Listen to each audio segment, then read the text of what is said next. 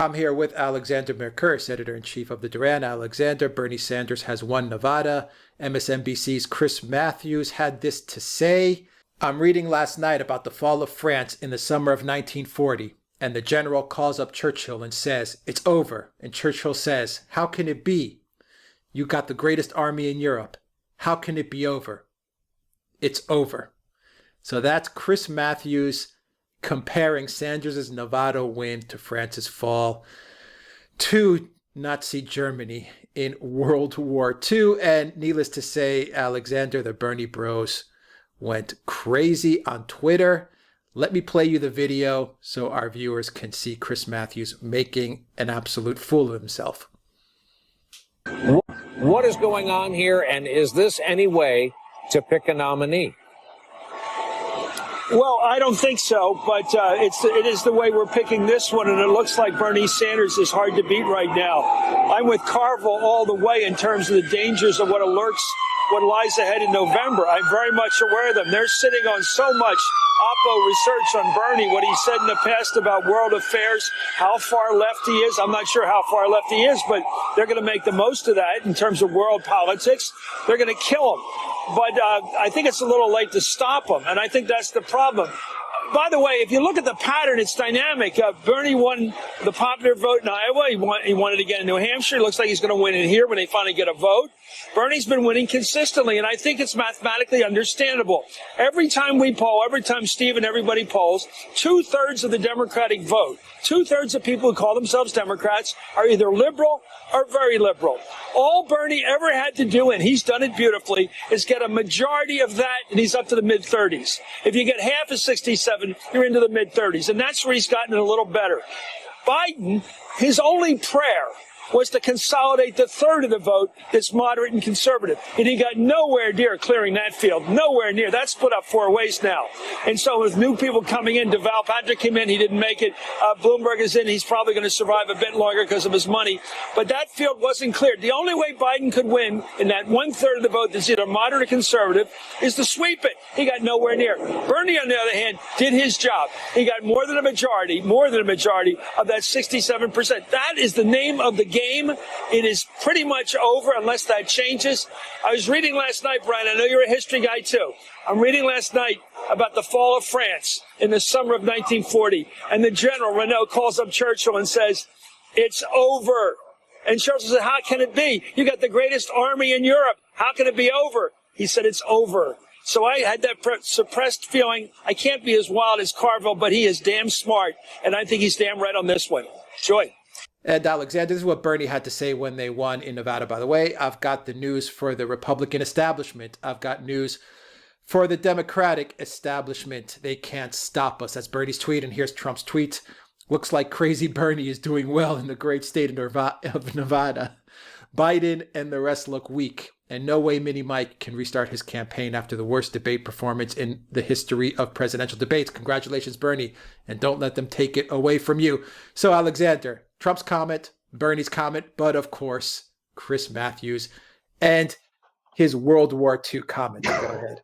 I have a feeling, by the way, I know which book he's been reading. It's a book by Alistair Horn, which, by the way, is not very reliable, but it's a quote there about the fall of France, and it purports to report a conversation between Churchill and Paul Reynaud, who was the Prime Minister of France at the time. He was a notable person who had resisted appeasement in the 1930s, but he allegedly said to Churchill over this conversation, "We have lost the battle." That was what he actually probably said, not that it's over. But anyway, I mean, let's put that historical detail to one side. The idea of Bernie's panzer divisions, sweeping across Nevada as they march relentlessly to, I think it's Milwaukee, where the Democratic National Convention is going to be. I mean, it's so fantastical. It's so crazy. It just goes to show how completely bonkers these people frankly are. And I mean, the Bernie bros are all angry. I mean, if I saw a thing like this, which is so crass and stupid, I'd be laughing. I wouldn't be angry. I mean, it's so absurd. It's so completely absurd. I mean, admittedly, I mean, comparing Bernie Sanders, who's of course Jewish, to the Nazis, to a Nazi victory. I mean, it is. I mean, it's insensitive to the point of lunacy. But I mean, it is so insensitive and it's so lunatic that I mean, it reminds me, that extraordinary film, Springtime for Hitler or whatever it is. It's just so bad. It's almost comic at the end of the day. I mean, I think it is comic. I mean, I'm sorry, but I do. I mean, it's just ludicrous. But it does show how mainstream commentators in the United States, the people who we, on MSNBC, on CNN, wherever, they are absolutely focused on being loyal to the Democratic Party's establishment, the DNC. They don't like a challenge to the DNC from the left, and they certainly don't like it from the right. Now, I have to also say something else about this. Compare the generosity of Donald Trump's tweet with the way in which Bernie Sanders speaks, which he says, that it's both the left and the right should be trembling. At this moment in time, the people who need to be who Bernie Sanders needs to be focused on is the DNC. They are his real enemy. He can deal with Donald Trump later, but what Donald Trump is saying to him is, it's the DNC you need to keep an eye on, and he's absolutely right. He's showing a degree of understanding of the politics of this, which Bernie is not, and that does make me, concerned about Bernie. Actually, Bernie is not, I think, always his own best counselor, as putting it mildly. Very good point. I was going to say the same thing. Trump gives Bernie a warning. Don't let them steal this from you. He gives him a very clear warning there. No one has told Bernie the truth about what's going on. Mm-hmm. Trump is telling him the truth. They are going to steal this from you. Be careful. Will Bernie heed Trump's warning? I seriously doubt it. Absolutely. Seriously doubt it. Can I just make a point? Yeah. I mean, it's not Donald Trump who's engaging in this incendiary language, who's comparing Bernie to, Nazi tank divisions. It's people on the mainstream left. It's people on MSNBC who are talking in this way. They're making those kind of comparisons. They are Bernie's real enemy. It's them he should be watching and being mad about. At this moment in time, if he gets through the primaries, if he gets the conventions, if he becomes the Democratic Party's nominee, then he can start worrying about Donald Trump. He doesn't seem to be understanding this, and that tells me he's not going to get the nomination, even though he won. He's just won in Nevada. Because, I mean, at the end of the day, if he's not fighting these people now, if he's not fighting the DNC now, they will come after him later. Of that, I have no doubt. Yeah, I wonder where all this outrage was. Now that you have the progressive left, they have all this outrage that they're comparing, Bernie's Nevada win to World War II and the Nazis and what they did to France. And there's all this outrage. But where was the outrage when they were doing the same thing to Trump? Oh, absolutely. I still do. And Trump's family, Ivanka and Jared Kushner. Like you said, Bernie Sanders is Jewish. Trump has family members who are Jewish. They compare Trump to be a dictator and an autocrat and totalitarian and a fascist, which is complete nonsense and stupidity. And I've heard many progressive commenters say that as well. Many. Perhaps maybe 99.99% of them say that, which couldn't be further from the truth. Where are they now that they're going after Bernie with the same line of attack? And finally, Alexander, to wrap up the video, where are they when they do the same thing to Russia, which shows their lack of history? They say, Putin is a Nazi sympathizer. And Russia, they're all, Nazi sympathizers. And, they're autocrats and they're thugs and they're fascists and all this stuff. it shows their lack of history there as well. But they don't speak out in outrage about that either. No. Well, what they do is they misrepresent history. I mean, I mean, this whole business about. I mean, we shouldn't talk about Donald Trump being any kind of fascist. When you said this, most of them do it. It's the mainstream. It's the orthodoxy. They're always talking about how Donald Trump is this supposed threat to democracy. The progressives do it too. The Bernie bro progressives, they all do it. Absolutely. And Bernie himself has spoken in this kind of, deranged fashion. And on the contrary, it is these enemies in the Democratic Party and in the intelligence community, I've said this so many times, who are the real threat to democracy in the United States. Where were all these people? They were nowhere. They were joining in the attacks on Donald Trump. And I'm glad you referenced the fact that Donald Trump himself has Jewish members of his family. I mean, his son-in-law is Jewish. I think his daughter is converted to Judaism. So, and he has done nothing. Donald Trump has done nothing that has violated his oath to the Constitution of the United States, or has seriously threatened democracy in the United States. I mean, they try to argue that he had in a Ukraine game, and the best they could come up with was a telephone call with the president of Ukraine. I mean, it's just stupid to say to use that kind of language against Donald Trump. Now, that same language is being turned against Bernie Sanders, and I predict it will be escalated. And you're absolutely right, by the way. They say the same thing about Russia, the fact that it was the Russians who actually, sacrificed the most in defeating the Nazis is completely whitewashed out of, contemporary discussion. Putin is regularly referred to as a fascist, and his regime is called fascist, and he's called an autocrat. I mean, Bernie has called him an autocratic thug, which is so hopelessly inappropriate and wrong. And I should say I was recently in Berlin. I'm a historically minded man. I studied history. My first degree was a history degree.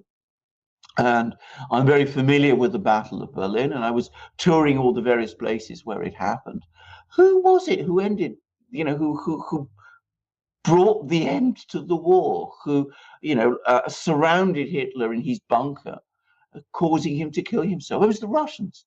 It was the Russians who liberated Auschwitz. It was the Russians who brought the Holocaust to an end. And all of this is being completely erased. And we have all these insane analogies and comparisons used about Trump, and they're now being used about Bernie as well. But Trump has consistently opposed them. Bernie, I'm sorry to say this, very sorry to say this, has run with them. He's run with them, and so have his Bernie bros. So many of his followers have done also.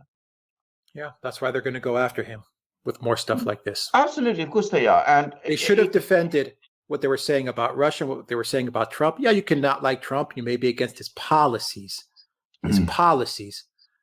but don't sit there and take that stuff where they call him a fascist.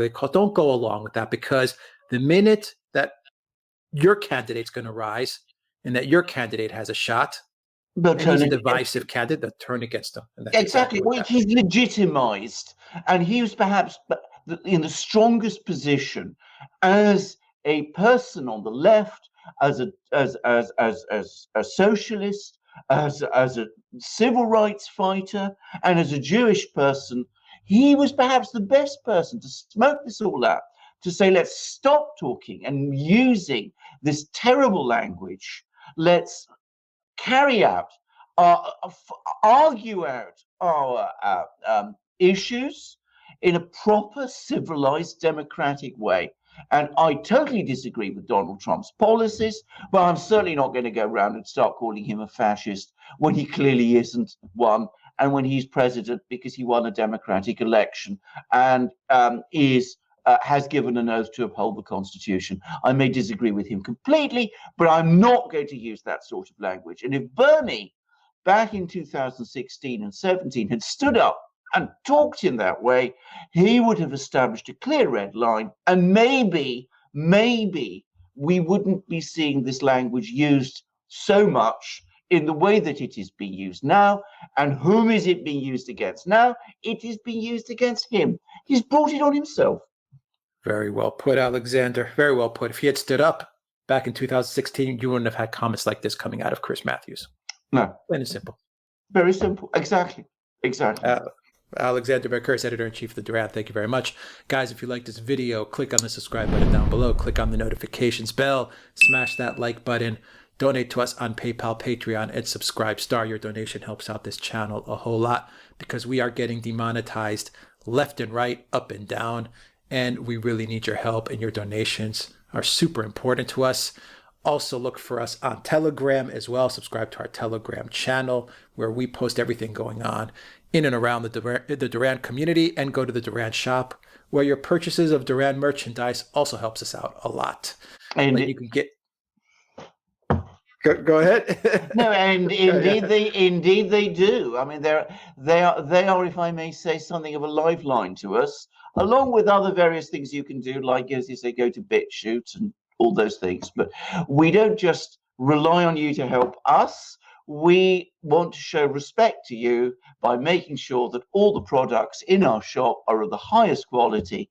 So you have our amazing magic mugs, of which you see one there, with the crest of the Russian Federation. We're talking about Putin and the Russian role in World War II in defeating Hitler and Nazism and ending the extermination of not just the Jewish people, though the Jewish people were specifically targeted, but so many others also.